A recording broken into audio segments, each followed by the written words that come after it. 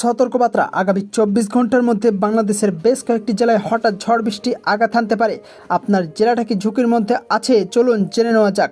এবং আপনারা যদি আবহাওয়ার সঠিক আপডেটগুলো সবার আগে পেতে চান তাহলে আমাদের চ্যানেলটি সাবস্ক্রাইব করে রাখতে পারেন, কারণ আমরা সার্বক্ষণিক আবহাওয়ার উপর নজর রাখছি। যে কোনো ধরনের আপডেট আসা মাত্রই আমরা এই চ্যানেলের মাধ্যমে জানিয়ে দিব, যা আপনারা সবার আগে পেয়ে যাবেন। চলুন বিস্তারিত জেনে নেওয়া যাক। বাংলাদেশ মেট্রোলজিক্যাল ডিপার্টমেন্টের সর্বশেষ বিশ্লেষণ অনুযায়ী দেশের বিভিন্ন অঞ্চলে বর্তমানে আবহাওয়ার অস্থিতিশীলতা দ্রুত বাড়ছে। বিশেষ করে উত্তরাঞ্চল ও মধ্যাঞ্চলে মেঘের ঘনত্ব অনেকটা বৃদ্ধি পেয়েছে।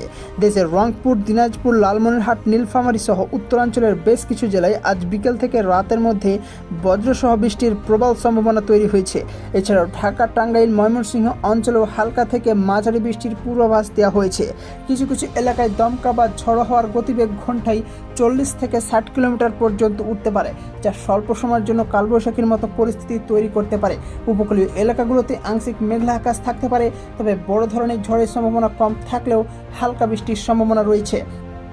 বর্তমানে বঙ্গোপসাগর থেকে আসা উষ্ণ ও আর্দ্র বাতাস এবং উত্তর দিক থেকে নামা ঠান্ডা বায়ুর সংঘর্ষের কারণে এই অস্থিতিশীলতার আবহাওয়া তৈরি হয়েছে।